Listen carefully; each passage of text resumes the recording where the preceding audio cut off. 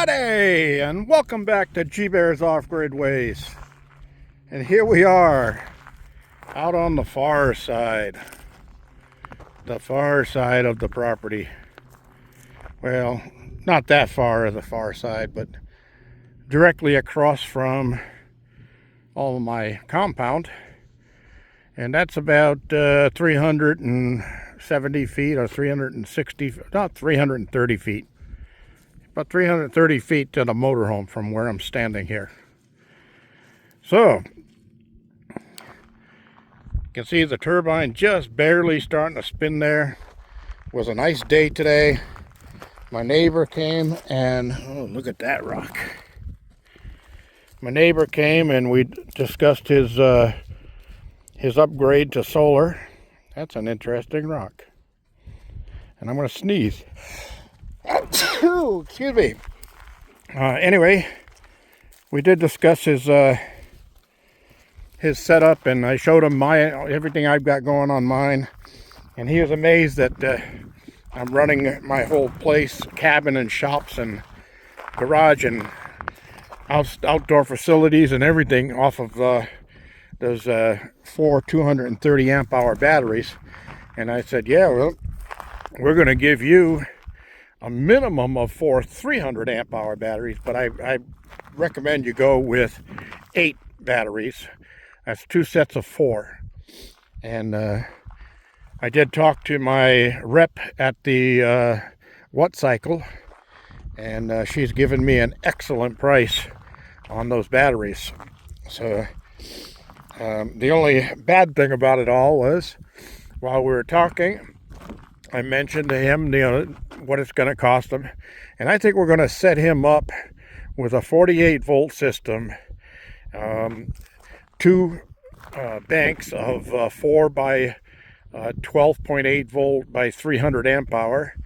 That'll give him 600 amp hour at 48 volts, or 52 volts actually, and he's going to have plenty of power with that. And he's been running his whole place on a generator.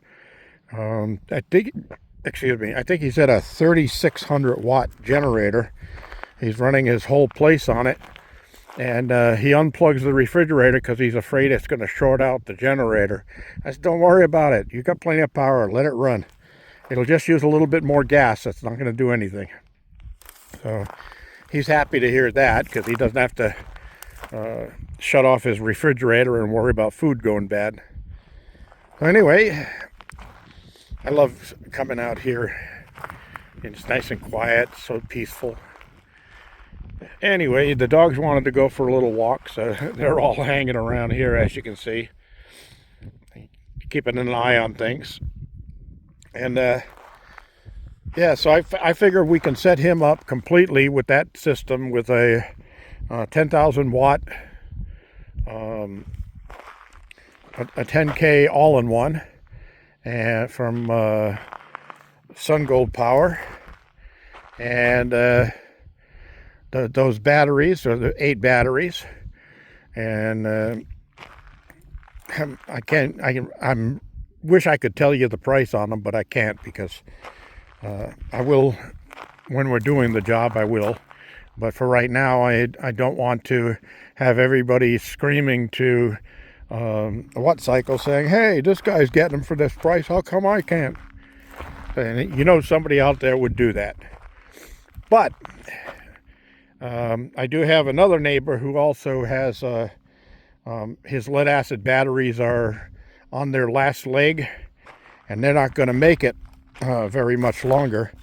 And at this price that I'm getting on these things, I said, man, you've got to upgrade now. Bite the bullet, go for it. It's a great price. You're not going to see this again. For what he was thinking, he was going to buy one 48 volt battery, or 52.6 volt battery. I can get him 4 of these 300 amp hour batteries, and instead of 100 amp hours, he can have 300 amp hours. And if he really wants to make his place great so he can run his air conditioner all summer long, day and night, he should get 8 of those. And that would really, really give him a good setup.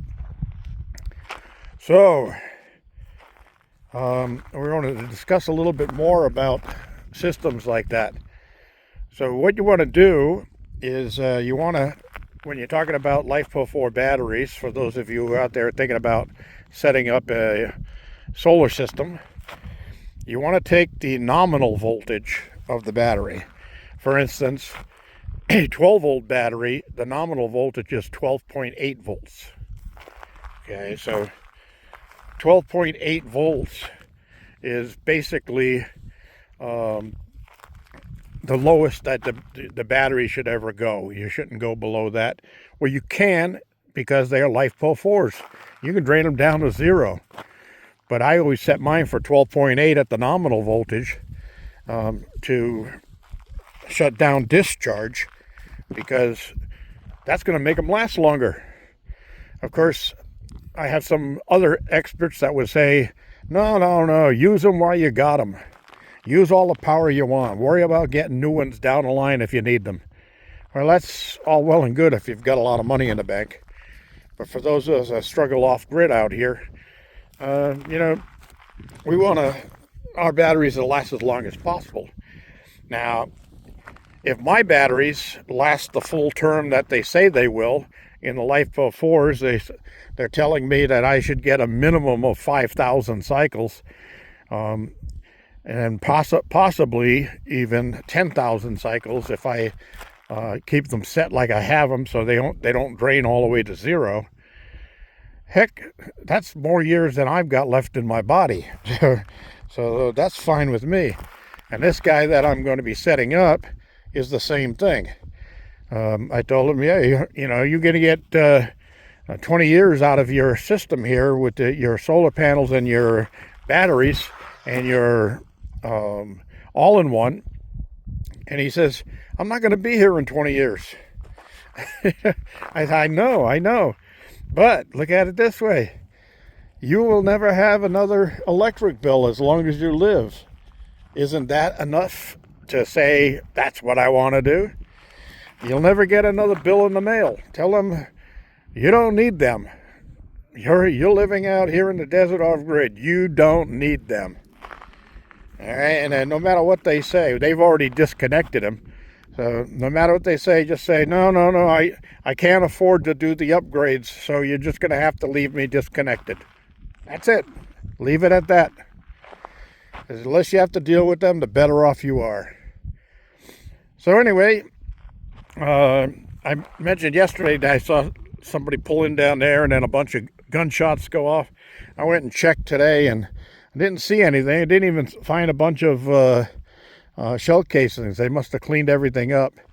So it must have been just a couple of idiots from down the hill, city folk, out in the desert, and they said, well, I didn't get to shoot my gun yet this whole weekend, so let's pull over and do it here.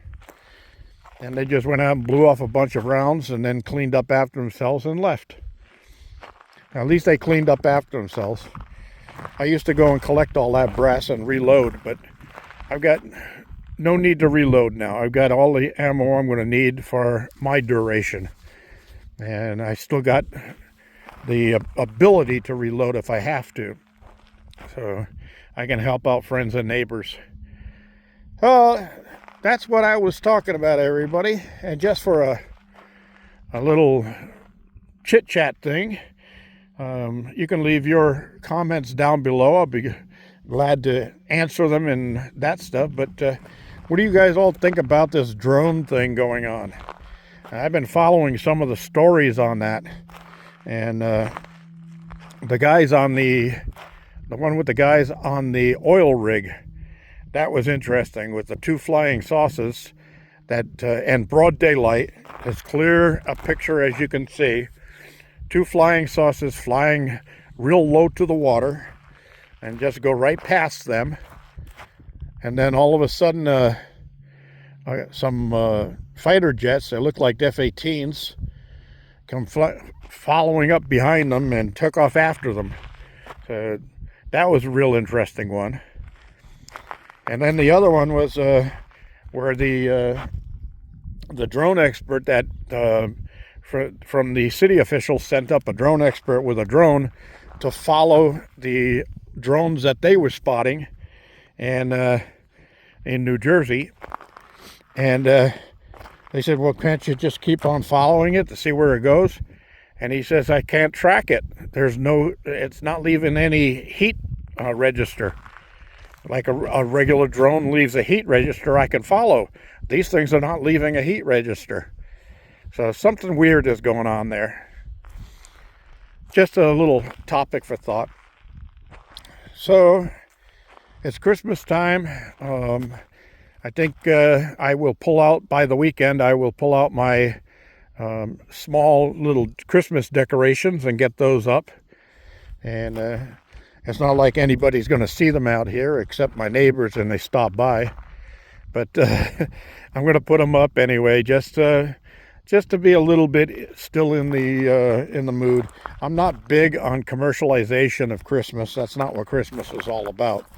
But you know, some people just like to see the pretty stuff. And I've had people tell me, "Oh man, your wiring is a mess. You need to straighten that out and make it look better." Hey, I tell everybody my whole life I've always said, pretty doesn't work better than ugly. A bent wire does not work better than a straight wire. It doesn't work that way. Don't worry about it. You know, who are you trying to impress? Are you the Joneses? You're trying to impress your neighbor? The Joneses are always doing that. Anyway, that's what I was talking about. So to leave you with a little giggle, I remember one time many years ago, at about this time of year, I had to start thinking about buying presents because I was in a relationship at the time. And I figured, well, I really don't know what I should get for her. So I said, hey, honey, Christmas is coming up. Is there anything special you'd like? And she said, just something with lots of diamonds. And I said, oh, okay. And then on Christmas Day, I cannot figure her out why she was so angry. I got her a deck of cards that had 13 diamonds. Oh, I know. Anyway, I hope you stop laughing soon so that you can click that like button and leave a comment and subscribe. Let's get this subscribership up. At 10,000 subscribers, when I reach the 10K, there's going to be an amazing giveaway contest. And I know you all want to get there, so let's help me get there. Contact your friends, share my video, like my video, comment on my video. Hey, watch some of the ads and the advertisements. All that stuff helps. And at least try to watch 5 minutes of the video. That really affects the algorithm and gives me some good points with the point givers. All right, everybody. Thank you for joining me. This is G Bear signing off for now. We're going to get into some real good stuff tomorrow.